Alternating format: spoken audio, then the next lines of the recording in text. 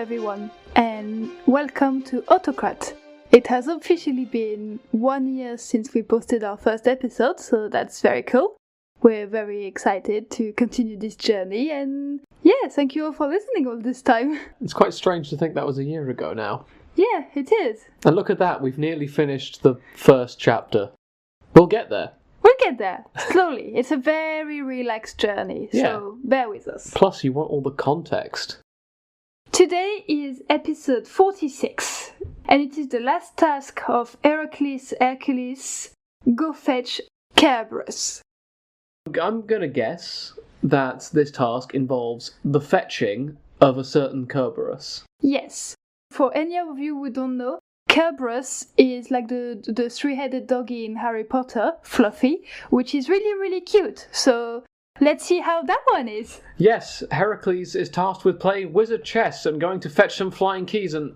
Wait, wrong notes. Sorry, this is the draft manuscript for it doesn't matter. So, what's actually going on?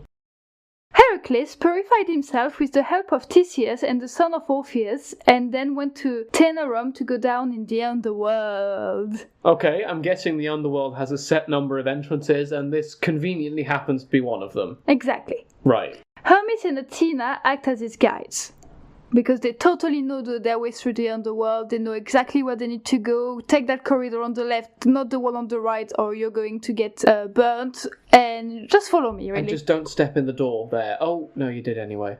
Actually, Hermes, if I remember rightly, is meant to act as someone who ferries souls to the underworld, a psychopomp, I think it's called. So, I guess it makes sense. I'm not sure why Athena's here, though. She wanted to be there. Yeah. Or she lost at the short straw draw. Yes, she drew the short straw. Anyway, he first encountered Charon, the ferryman over the river Styx. Charon was so scared by the scolding demigod that he rode him over immediately. That's not nice. No, but I mean, it gets all the admin out of the way, the paying the ferryman. You don't need to do that when you're Heracles. The ghost on the other bank fled, except Medusa and Melega, a hunter of the Caledonian boar we tangentially mentioned in episode 43. I mean, I guess Medusa's already seen so much in her life that a demigod appearing on the shores of the river Styx is not news. Heracles got his sword ready when he saw Medusa, but Hermes gently reminded him that it's just a ghost. It's not real, you're fine, you're safe, kind of. Don't worry. Heracles, you idiot, you can't attack a ghost. She's already dead. But he didn't listen, because when does Heracles ever listen? No, it's not his forte. He wanted to fire an arrow at Melega, who just laughed and reminded him that the dead couldn't hurt him. Yeah, you gotta make Heracles feel safe. We do. Put him in a safe space. Safe space, safe bubble. They talked, and Heracles suggested that he wed Deianira, the sister of Melega. Okay, why? Nice. I don't know, marriage contract, I guess. Why are we having a wedding? It's nice that Deianira is definitely involved in this, and it's in no way happening without her consent, this decision. She's not here, for context. He then travelled on to the gate to Tartarus. Okay. There, he found Theseus and his friend Perseus tied down to chairs because of their ill-conceived idea to kidnap and marry Persephone, which we dealt with in episode 19. Oh, so if you're confused about that, go see that episode. Yeah. He freed Theseus, but was forced to leave the second man behind because an earthquake made it pretty clear what the forces of the divine thought of that idea. I like that. An earthquake rumbles and you can almost hear Hades saying, "You don't want to do that. This one is staying. This one is not moving. The one who tried to kidnap my wife, how about he doesn't go anywhere? How about he stays right there on this nice chair that has no spike at all, and that is very comfy with lots of cushions?" Oh, sorry, did we say cushions? I meant snakes, my bad. Diodorus says that the two of them were brought back, but I feel like the first interpretation checks out with what we know of the god's response to trying to kidnap Persephone. Yeah. So Perseus is probably still there. Some people disagree, but, the earthquake says no. We get some other shenanigans, including another wrestling match before Persephone encountered Heracles at her door. I don't remember, but I like to imagine this was midway through the wrestling match. Just pulls them apart. What are you doing, Heracles? He asked to take Cerberus and Hades, who had also showed up next to Persephone, answered that he could take him, provided he could beat him without using weapons. Why do people keep giving him fighting challenges? Give him a Sudoku or something. Are you saying Heracles stupid? Maybe not necessarily, but we've seen he's good at wrestling matches. We know he can do them. When was Sudokus even invented? I have no idea. I will research that and put that in the footnotes if I find anything. Heracles went to find Cerberus and located him, tied up by the Acheron gates. So Hades ties his dog up? Yeah, What a monster. That's rude. Let him run. Let him run through the fields of Hades. He might want to play fetch. Let him play ball with the, I assume, severed heads of various people in the underworld. He grabbed the dog's throat and the 3 heads rose up, each with a mane of snakes. That's cool. His tail, full of barbs, also lashed out at Heracles. However, the lion cloak protected him.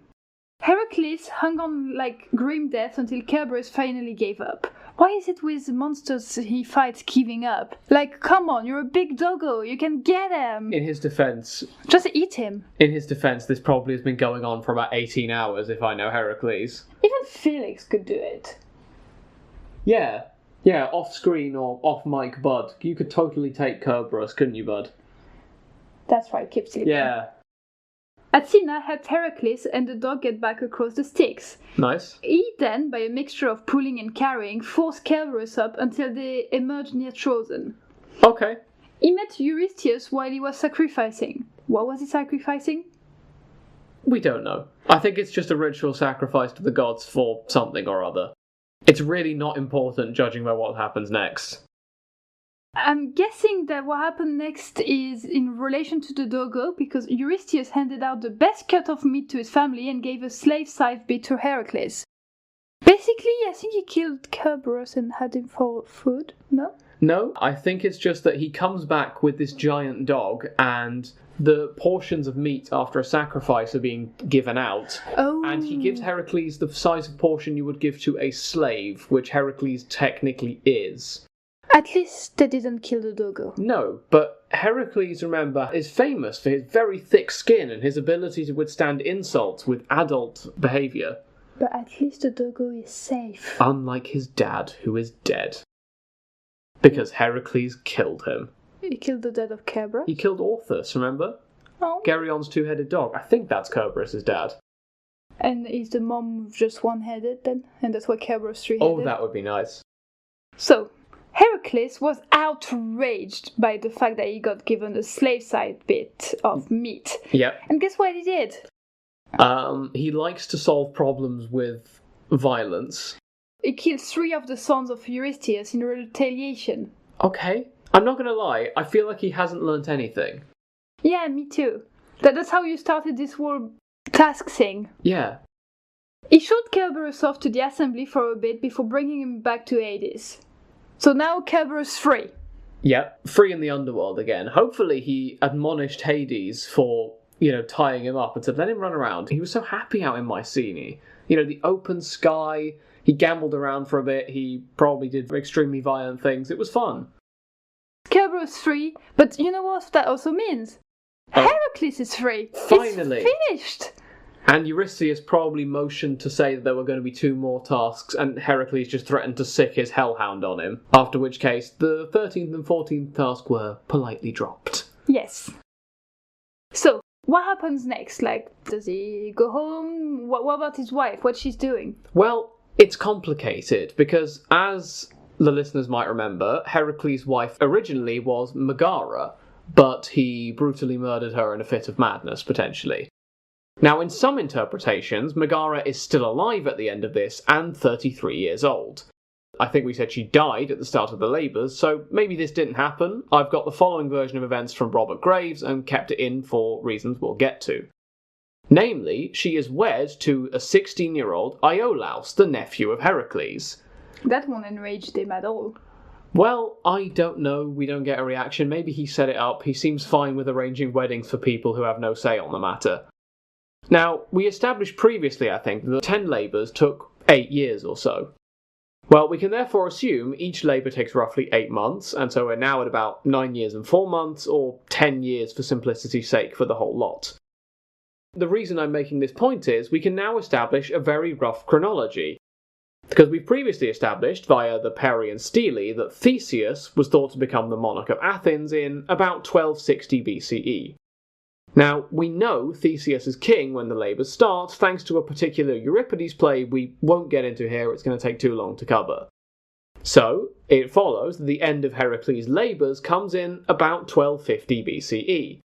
If Megara is about 33 at the end of the task, or at least was meant to be if she hadn't died, it's complicated, then her birth year would be at about 1283, while 16-year-old Iolaus will be born at about 1266 BCE.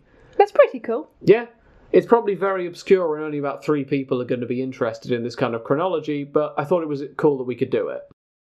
In any case, Heracles now no longer has his annoying cousin handing out tasks to distract him, so he just looked around for a new wife and heard that King Eurytus, not Eurystheus, Eurytus, of Oechalia, had allowed any man who could beat him and all 4 of his sons in an archery contest to marry his daughter Iole. We'll see how that pans out. Yeah, it's Heracles, it's weapons-related tasks. I'm sure everything will be fine. And there's a wedding, potentially. Yeah, potentially. Well, we'll straighten all of that out in 2 weeks' time, because our next episode is going to be on someone called Adonis. How very nice. So, until then, thank you all very much for listening, and we hope you enjoyed. And don't forget, you can still send us questions or general feedback for our Q&A session during our recap of the mythology series in episode 49. Have a great week, everyone. Have a great week.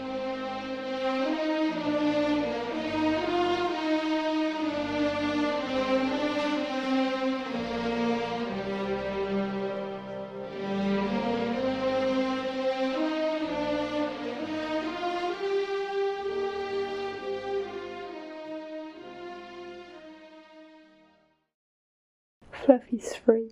It's not Fluffy. Hades is not Hagrid. Hades might be Hagrid. Okay, he might be Hagrid.